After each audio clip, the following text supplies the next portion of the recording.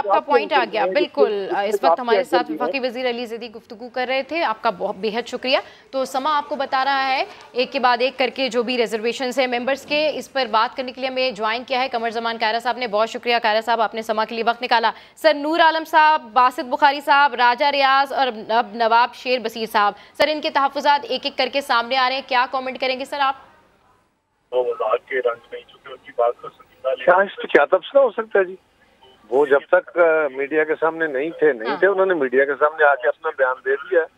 उसमें कोई खबर वाली बात तो नहीं है जी। वो पहले भी कोई गायब तो नहीं थे, वो मीडिया के सामने आ गए हैं, वो ठीक है। सर चले सर, ठीक है, आपको लगता है, आप भी यही कह रहे हैं, हुकूमत की जानिब से भी यही कहा जाए, लेकिन सर थोड़ी देर कब जो है वो साबिक वज़ीर-ए-आज़म यूसुफ रज़ा गिलानी ने कहा था कि जो सिंध हाउस है उसमें तो सिर्फ पीपल्स पार्टी के मेंबर्स हैं। सर फिर क्या हुआ? ये तो एक के बाद एक लोग सामने आ रहे हैं और 2 दर्जन से जायद लोगों का उन्होंने क्लेम किया है, इस पर क्या कहेंगे सर? जितने भी हों जी, गुजारिश ये है, कोई किसी ने जबरदस्ती रखा हुआ है, किसी ने उनको धौंस धांधली की हुई है। और ये राजा रियाज साहब भी पीपल्स पार्टी थे, नवाब शेर बसीर भी पीपल्स पार्टी थे, नूर आलम खान भी पीपल्स पार्टी सर लेकिन वो तो पहले थे ना। अब की बात तो यही हो रही है ना कि यूसुफ रज़ा गिलानी साहब ने तो यही कहा कि हमारे पास तो सिर्फ पीपल्स पार्टी के मेंबर्स हैं।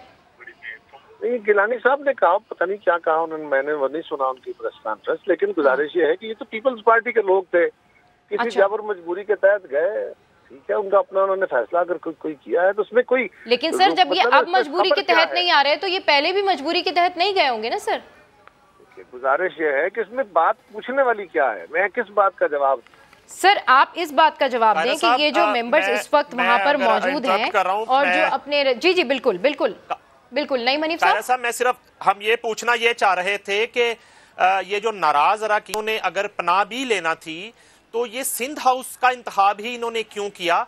सिर्फ ये आपसे गुजारिश कर रहे थे कि आप थोड़ा सा ये हमें अगर बता सकें कि ये कहीं और भी पनाह ले सकते थे, कहीं और भी पार्लियामेंट लॉजेस जैसे वाकया से बचने के लिए बाकी के दिन गुजार सकते थे। सिंध हाउस का इंतखाब ही क्यों? और जो बार बार इल्जाम लगाया जा रहा है हॉर्स ट्रेडिंग का कि 20 करोड़ पर पर्सन जो है वो पे किया गया है, तो इस हवाले से आप क्या कहेंगे सर? एक तो मेरी आप मीडिया से गुजारिश है कि किसी हर्जा सराई, किसी गलत बयान, किसी उड़ी उड़ाई बात के ऊपर उसको हैमर करना।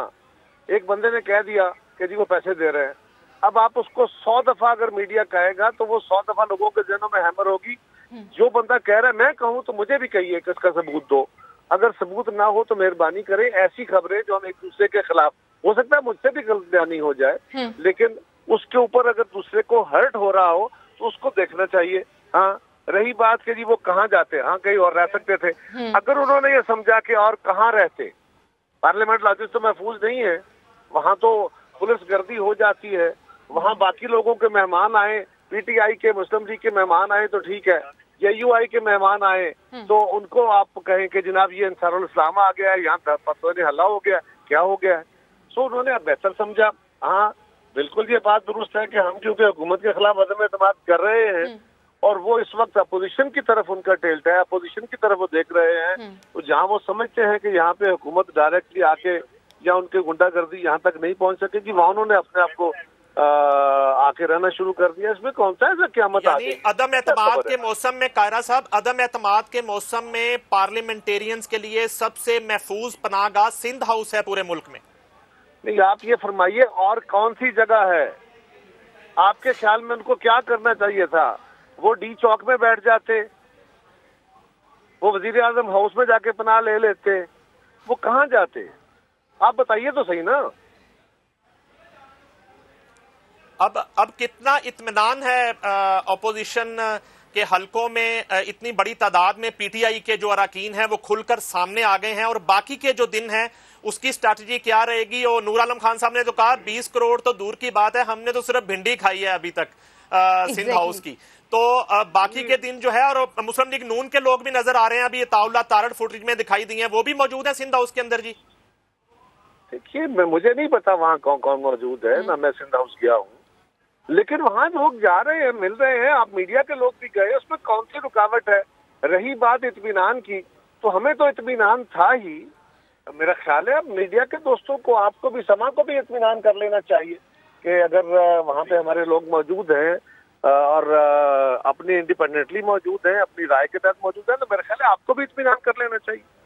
सर बिल्कुल बिल्कुल सर, समा तो वही दिखा रहा है जो सच है। अच्छा सर, ये बताइएगा कि अब जो आपके कैंप्स हैं उनकी स्ट्रेटजी क्या होगी आगे आने वाले दिनों में, क्योंकि एक के बाद एक जो रिजर्वेशन सामने आ रहे हैं, तो सर इट सीम्स लाइक कि आपकी फेवर में जा रहे हैं। आपको स्पेसिफिक रिजर्वेशन बताएं, उसके ऊपर कमेंट करूंगा। सर उनकी रिजर्वेशंस ये थी कि उन्होंने जब हुकूमत से बात करने की कोशिश की, अपनी जमात से बात करने की कोशिश की, तो उनकी बात को नहीं सुना गया। उसके बाद उन्होंने ये रिजर्वेशंस शो की और उन्होंने कहा इस वजह से हम सिंध हाउस में मुकीम हैं, क्योंकि हमें लगा कि जो पार्लियामेंट लॉजेस में हुआ तो हमें तदाबीर, एहतियाती तदाबीर के तौर पे हमें यहाँ आना पड़ा। तो इस हवाले से सर बताइए, अब आपके कैंप्स की इस वक्त क्या सूरत हाल है इन रिजर्वेशंस के बाद?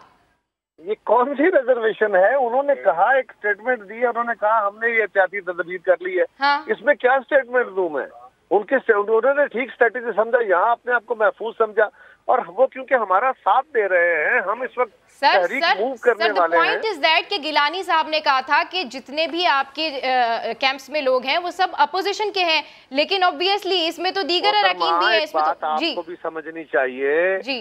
किसी, मुझे नहीं पता, मैंने पहले भी गुजारिश की कि गिलानी साहब की गुफ्तगू को आप किस हिस्से को आप रेफर कर रहे हैं, क्योंकि मैंने वो सुनी नहीं जी। सवाल ये है कि हमारे पास अपोजिशन के पास अक्सरियत तो नहीं है जी। ये तो बात बड़ी, इसीलिए अपोजिशन होती है ना जी। अगर हमारे पास मेजोरिटी होती तो हम हुकूमत होते।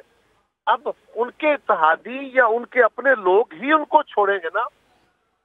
ये तो बड़ा सिंपल इशू है, इसमें कौन सी तो सर तभी तो खबर आ गई। सर तभी तो आपसे ये पूछ रहे हैं कि अब क्या स्ट्रेटेजी होगी आपकी, अब क्या करने जा रहे हैं आप लोग? हम पहले दिन से कह रहे हैं आपको कि गवर्नमेंट के लोगों ने, कायरा साहब, हुकूमत की तरफ से इन अराकीन के लिए फ्लोर क्रॉसिंग की बात की जा रही है। फ्लोर क्रॉसिंग का जो कानून है वो इन पर लागू किया जाएगा और इन्हें जो है वो डी सीट किया जाएगा। ऐसी सूरत हाल में क्या ये जो नाराज अराकीन इस वक्त आपके साथ आके मिल चुके हैं, ये इस्तीफे भी दे सकते हैं? सर ये फरमाइए कि आपको और मुझे या आपको और बाकी साथियों को जिस चीज का या जिन सर्कमस्टांसेस का खबर है कि वो डी सीट हो सकता है, उनके खिलाफ ये हो सकता है, तो उनको पता नहीं होगा, वो तो खुद मेंबरान हैं।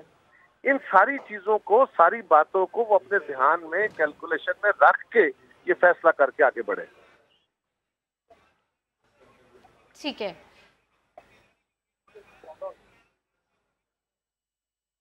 जी। अच्छा कमर जमान जी कमर जमान, कायरा साहब, राजा रियाज साहब भी, नूर आलम साहब भी ये पीपल्स पार्टी का हिस्सा रहे, तो क्या उन्हें भी दावत दी जा रही है कि वो दोबारा से ज्वाइन करें? यकीनन होगी जी, क्यों नहीं। हमारी जमात में कुछ लोग वापस आए हैं, ये हमारे लोग थे। अगर किसी वक्त छोड़ के चले गए तो बिल्कुल, मेरा नहीं, मुझे पता नहीं कि इन्फॉर्मेशन को दावत दी गई है नहीं, लेकिन देने में क्या हर्ज है, दावत देनी चाहिए। ठीक है, बहुत शुक्रिया। आज की सूरत हाल में जो है वो गवर्नमेंट की मुश्किलात में किस कदर इजाफा हुआ है, और जो इत्तेहादी हैं उनसे जो अपोजिशन डील कर रही है, जो पाकिस्तान पीपल्स पार्टी डील कर रही है, जो नून लीग डील कर रही है, और उसके अलावा मौलाना फजलुर रहमान साहब मिल रहे हैं, असफरी जरदारी साहब मिल रहे हैं, अब जो उनकी कंडीशंस हैं उस पर किस हद तक लचक रहेगी अपोजिशन में, या अब अपनी कंडीशंस में उनके साथ बात की जाएगी? मेरे भाई, ये जितनी बातें आप कर रहे हैं ना, ये जब से मुझे समझ नहीं आ रही कि आप किस पे बात कर रहे हैं। मैं आपका सवाल समझ नहीं पाया, मुझे जरा समझा दीजिए ताकि मैं आसानी से उसका जवाब दे सकूं।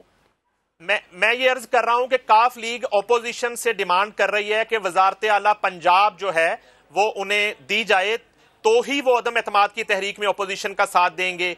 इसी तरह की डिमांड एमकेएम की तरफ से भी आ रही होगी, इसी तरह की डिमांड बाप की तरफ से भी आ गई होगी। मैं उन शराइत की बात कर रहा हूं जी। देखिए, जब सियासत के अंदर मुख्तलिफ जमातें मुज़ाकरात कर रही हैं, उनके मेंबरान, हुकूमत के मेंबरान हमारे साथ ज्वाइन कर रहे हैं, मुज़ाकरात कर रहे हैं, उन्हीं में से लोग लेके हमने अपना अदम एतमाद की तहरीक कामयाब करनी है ना, तो यकीनन मैंने कहा कि ये सारे तहफ़्फ़ुज़ात सामने रख के बातें की गई होंगी, उसमें कोई छुपी हुई बात तो नहीं है। ठीक है सर, ठीक है सर, बहुत शुक्रिया सर। सर आपका पॉइंट आ गया है। कमर जमान कायरा इस वक्त समा से गुफ्तगू कर रहे थे, एक दफ़ा फिर से आपको सुनवाते हैं रियाज से क्या गुफ्तगू।